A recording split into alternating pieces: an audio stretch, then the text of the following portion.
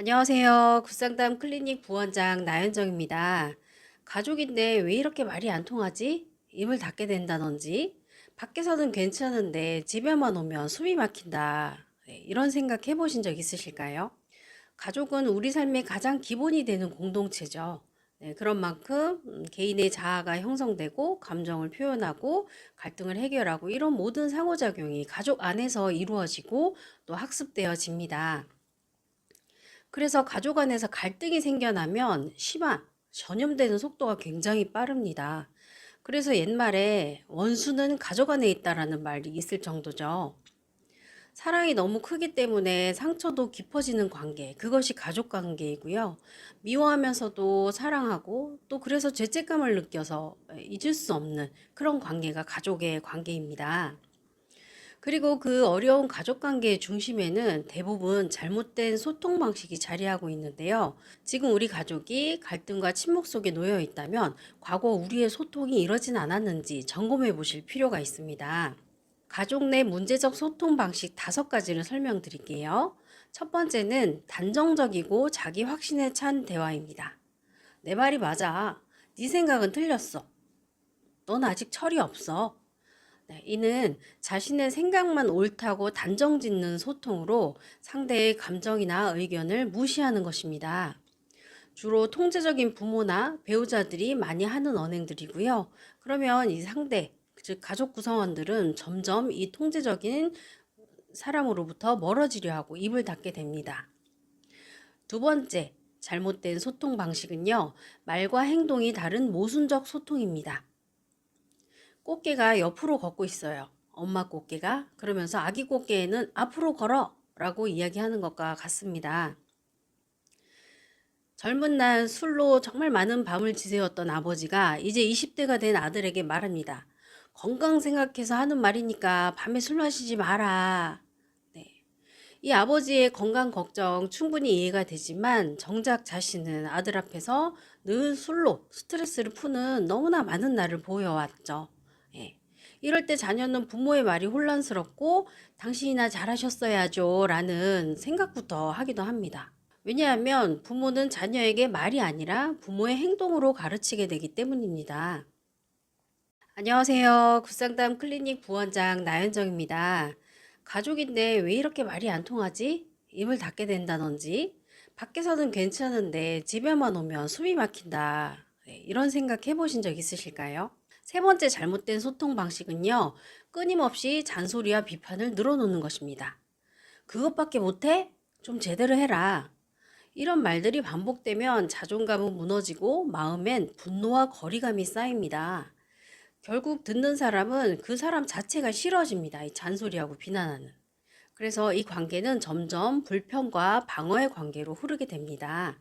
네, 그리고 네 번째, 잘못된 소통 방식은 부모 간의 갈등에 자녀를 끌어들이는 소통 방식입니다.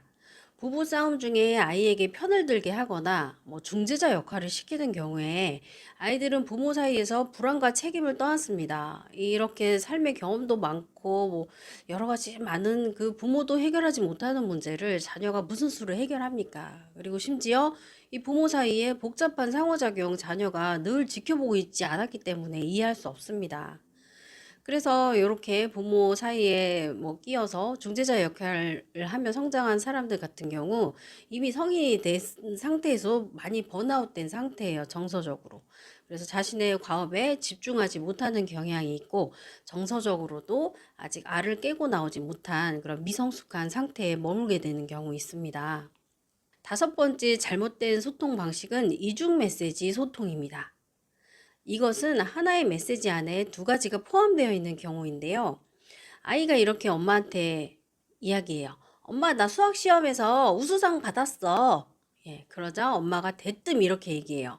상이라도 받아오니 다행이다. 그 대상은 누가 받았니? 이 엄마의 칭찬 같지만 듣고 나면 비판같이 느껴지고 격려 같지만 무시받는다는 느낌이 드는 이 엄마의 말. 이런 대화는 가족 사이에 불신과 거리감을 키웁니다. 자녀가 부모에게 이 두 가지 메시지를 들으면 이 좌우로 이렇게 분열되는 느낌이 있어요. 그래서 성인이 돼서 정신분열이 발병하는 경우에도 어린 날 이중 메시지를 들으며 성장한 경우들 생각보다 많습니다. 그렇다면 가족 간 이런 소통이 반복되면 어떤 일이 발생할까요? 크게는 두 가지 중 하나로 반응하는 일이 발생합니다. 첫 번째는 피하거나 아니면 똑같이 공격하거나. 그렇게 되면 가족 간의 상호작용이 이제 꼬이기 시작하겠죠? 그래서 가족이 함께 머무는 공간이 더 이상은 안전하지 않고 굉장히 불쾌한 공간으로 남기 때문에 안녕하세요. 굿상담 클리닉 부원장 나현정입니다. 가족인데 왜 이렇게 말이 안 통하지? 입을 닫게 된다든지 밖에서는 괜찮은데 집에만 오면 숨이 막힌다. 이런 생각 해보신 적 있으실까요? 세 번째 잘못된 소통 방식은요. 끊임없이 잔소리와 비판을 늘어놓는 것입니다. 그것밖에 못해? 좀 제대로 해라. 이런 말들이 반복되면 자존감은 무너지고 마음엔 분노와 거리감이 쌓입니다. 결국 듣는 사람은 그 사람 자체가 싫어집니다. 이 잔소리하고 비난하는. 그래서 이 관계는 점점 불편과 방어의 관계로 흐르게 됩니다.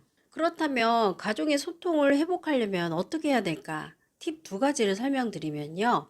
네, 그 첫 번째 솔루션은 사과부터 해야 된다는 것입니다. 가족에게 가장 강력한 말을 던졌습니다. 그리고 논리도 훈계도 아니에요, 사실은. 예, 그냥 감정의 배설인 경우도 많고 불안의 배설인 경우도 많습니다. 예, 그것들에 대해서 어떤 것들이 정말 미안해라고 사과하는 것입니다.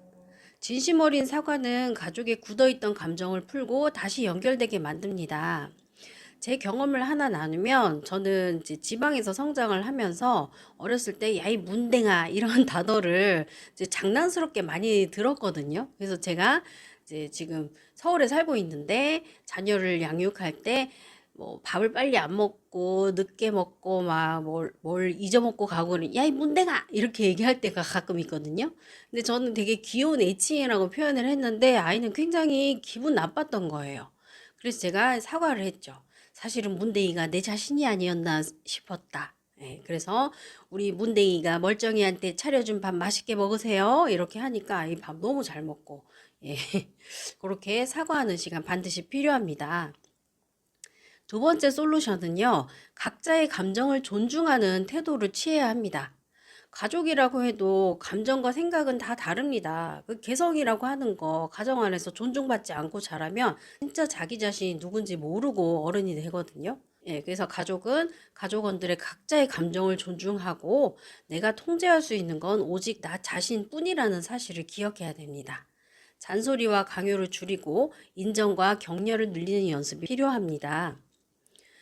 예, 가족은 서로 다름을 존중할 때 건강해집니다. 소통이 바뀌면 가족의 분위기가 바뀌고 가정은 다시 회복이 됩니다.